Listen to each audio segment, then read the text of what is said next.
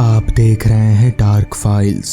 तो चलिए बढ़ते हैं आज की इस कहानी की ओर। संजय इंडियन आर्मी में हवलदार पद पर कार्यरत था। गर्मी की छुट्टी में आया हुआ था, मगर अपने घर नहीं, सीधे ससुराल में। छुट्टी धीरे धीरे खत्म होने के कागार पर थी।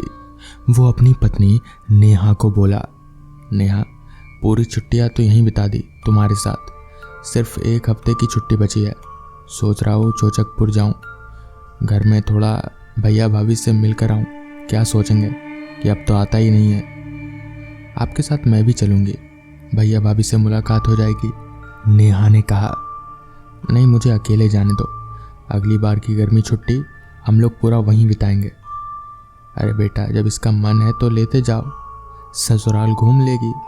बस शादी के समय ही तो गई थी, 2 बरस हो गए। सासू जी ने कहा, नहीं अम्मा, ले जाऊंगा अगली बार, इस बार नहीं।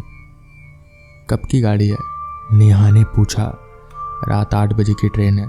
मेरा सारा सामान वगैरह बांध दो, 7 बजे तक मैं निकल लूँगा स्टेशन के लिए। सब तैयार है, नेहा ने कहा। और संजय अपना बैग उठाया और निकल पड़ा रेलवे स्टेशन की तरफ।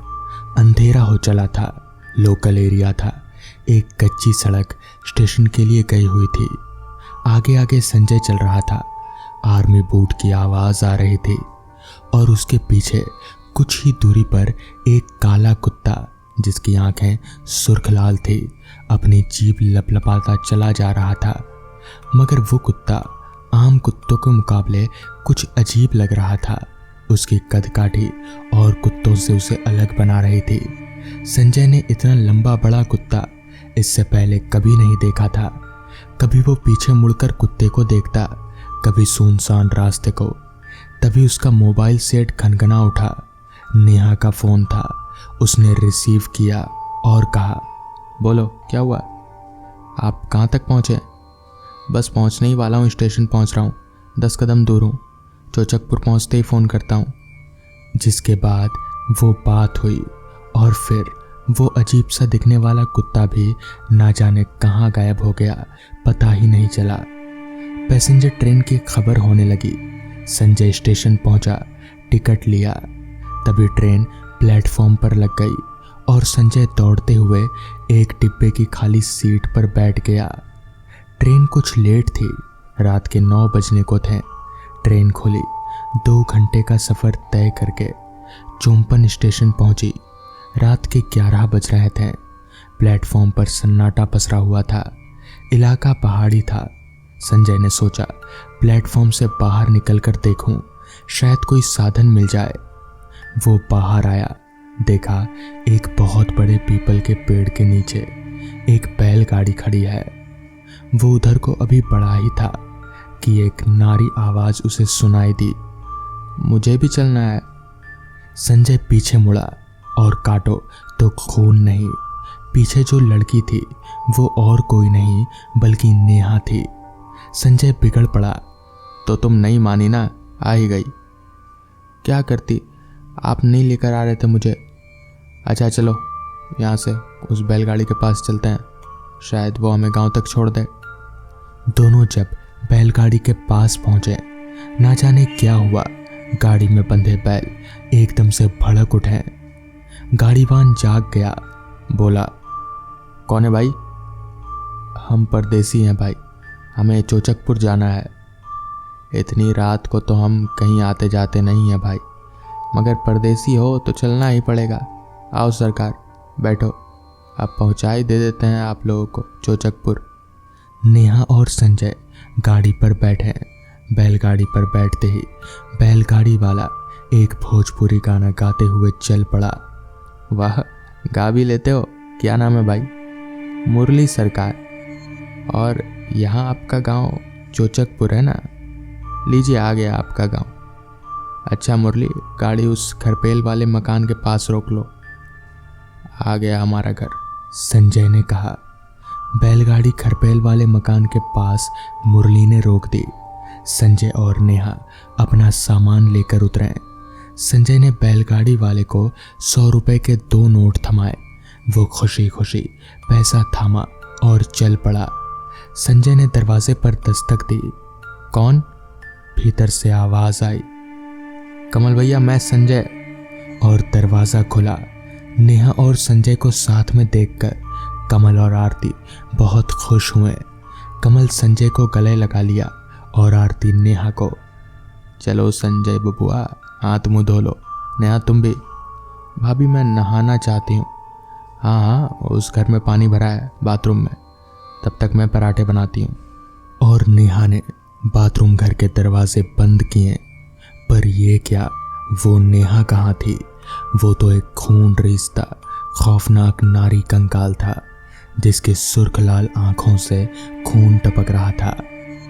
मुरली बैलगाड़ी हाँकता अभी आधा सफर ही तय किया था कि उसके बैलगाड़ी के आगे से छम छम पायल बजाती एक खूबसूरत युवती रास्ता काटी और सड़क के दूसरी तरफ खड़ी हो गई। बैलगाड़ी लेकर जब मुरली उसके करीब पहुंचा तो आवाज से उसे देखता रह गया और फिर बोला, सरकार आप? हाँ मुरली, मैं कब से तुम्हारे पीछे भागती आ रही हूँ और तुम हो कि अपनी धुन में मगन। नीचे उतरो, जरा इधर आओ। मुरली अपना सुध-बुध खो बैठा उस माया के आगे। बैलगाड़ी से उतरा। गाड़ी में बंधे बैल उसके उतरते ही बैलगाड़ी लिए पूरी ताकत लगाए भाग खड़े हुए। मेरे बैल भड़क उठे हैं सरकार, मैं चला। अभी वो चलता है कि युवती ने लंबे नाखूनों वाले पंजे उसके हलक के पार कर दिए। एक दर्द भरी चीख निकली मुरली के कंठ से और काली रात के सन्नाटे में गुम हो गई। युवती मुरली के गर्म खून को पीने लगी। उधर बाथरूम वाले घर से नहाकर अभी भी नेहा नहीं लौटी तो आरती भाभी उसे बुलाने जा ही रही थी कि दरवाजा खुला। मगर वो औरत नेहा नहीं थी, बल्कि वो एक बहुत ही भयानक सी दिखने वाली चुड़ैल थी। आरती भागकर संजय और कमल के पास जाती है और उन्हें सारी बात बताती है। वो लोग उसी वक्त घर के दरवाजे को बाहर से बंद करके पास के पंडित जी गुरु महाराज के पास जाते हैं और उन्हें सारी बात बताते हैं। सारी बात सुनकर पंडित जी उसके साथ घर चले आते हैं। मगर अब घर में कोई नहीं था, ना ही नेहा और ना ही कोई चुड़ैल। पंडित जी संजय से पूरी बात विस्तार में सुनते हैं और फिर बोलते हैं, दरअसल वो कुत्ता वो एक छलावा था जो तुम्हारे साथ तुम्हारे बीवी के भेष में यहाँ पर आ गया था। अगर सही वक्त पर पता नहीं चलता तो तुम्हारी और बाकी लोगों की जान पर भी बन सकती थी। तो दोस्तों, ये थी आज की पहली कहानी। तो चलिए बढ़ते हैं आज की दूसरी कहानी की ओर। टॉय ट्रेन में कालका से शिमला का टूर था।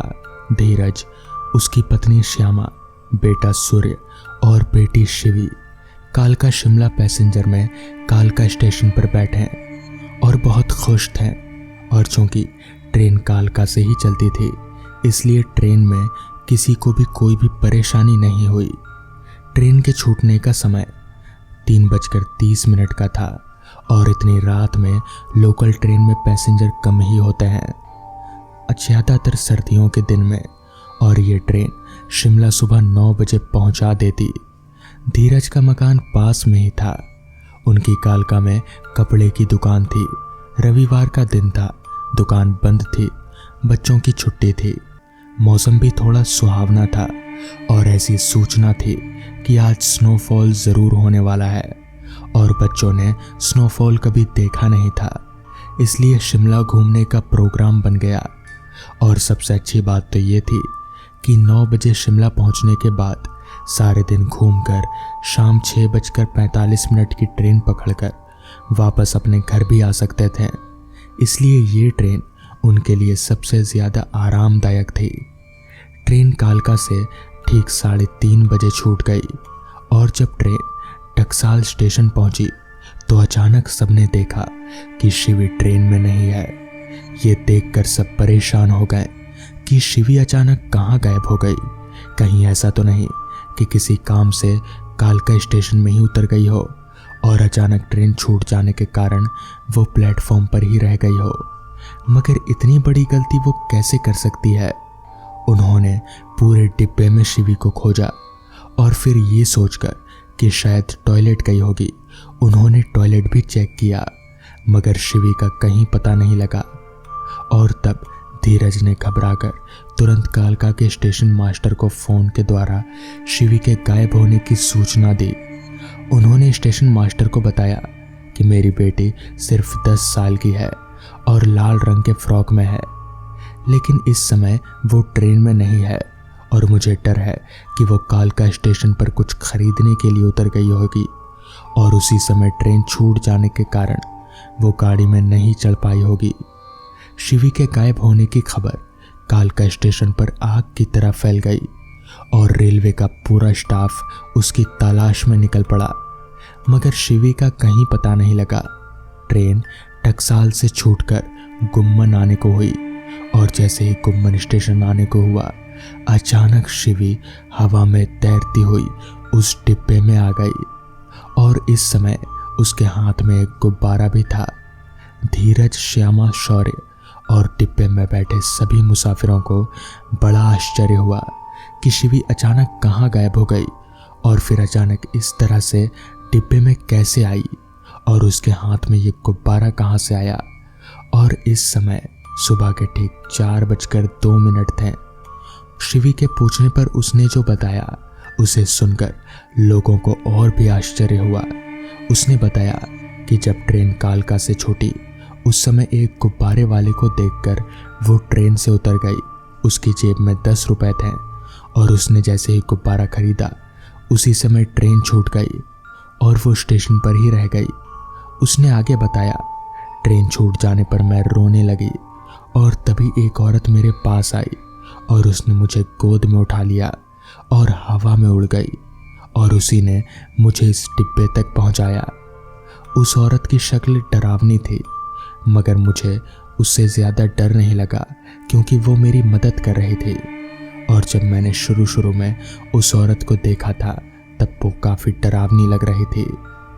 मैंने उससे पूछा कि तुम्हारा नाम क्या है, तो उसने मुझे बताया कि मुझे लोग डायन कहते हैं। और डायन नाम सुनकर मैं और भी डर गई, लेकिन वो बहुत अच्छी थी। उसने मुझे आकाश की सैर भी कराई और इस डिब्बे तक पहुंचाया। लेकिन वो औरत कौन थी जिसने शिवी को कालका से उस डिब्बे तक पहुंचाया और वो भी आसमान में उड़ते हुए? इस रहस्य से पर्दा नहीं उठ सका। तो दोस्तों, ये थी आज की कहानियाँ। अगर आपको ये कहानियाँ पसंद आई हो तो वीडियो को लाइक और चैनल को सब्सक्राइब करना ना भूलें। तो मैं आपका दोस्त आर्यन जल्द ही मिलूँगा आपसे ऐसी ही नई कहानियों के साथ। तब तक के लिए अपना ध्यान रखें।